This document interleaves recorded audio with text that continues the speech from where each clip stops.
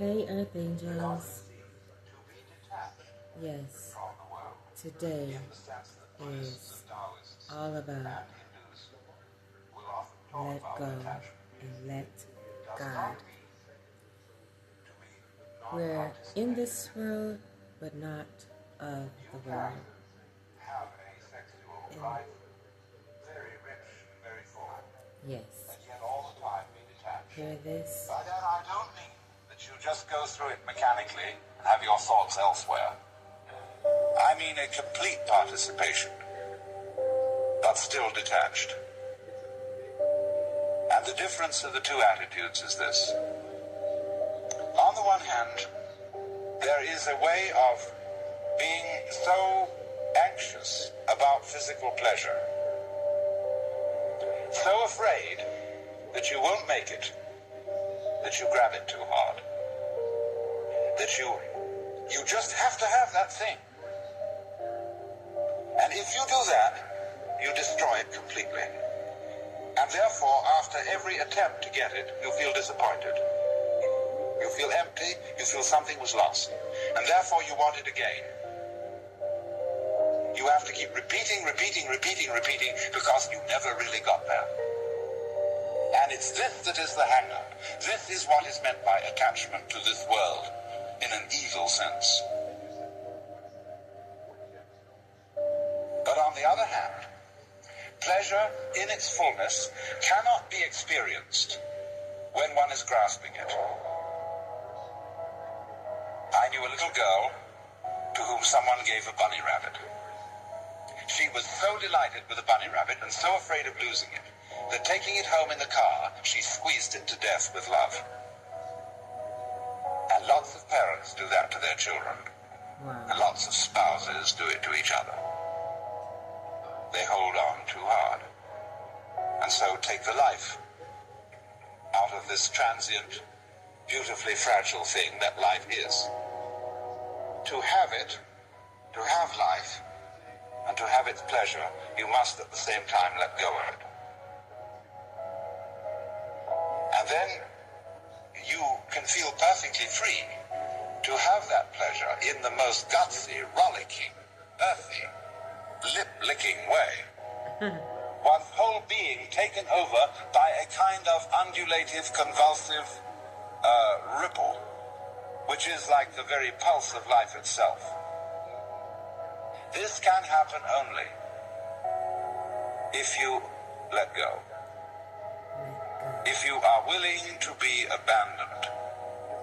It's funny, that word, abandon.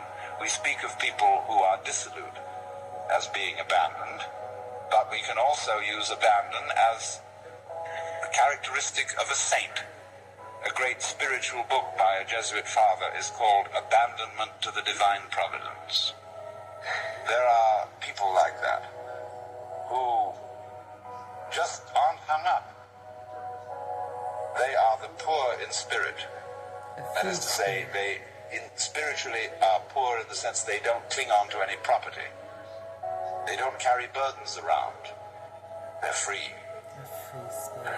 Well, just that thought of spiritual poverty, that let-go-ness, is quite essential for the enjoyment of any kind of pleasure at all.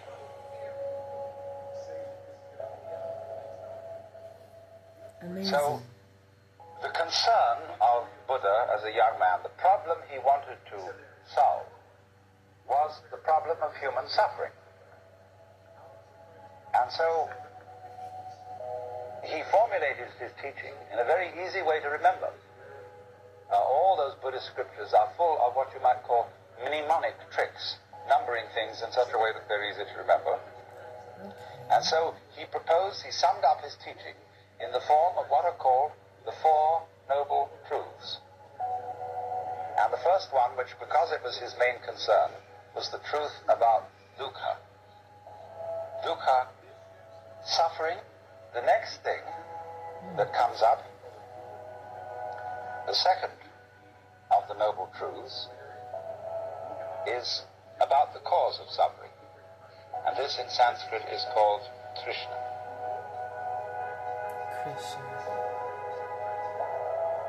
Trishna is related to our word thirst.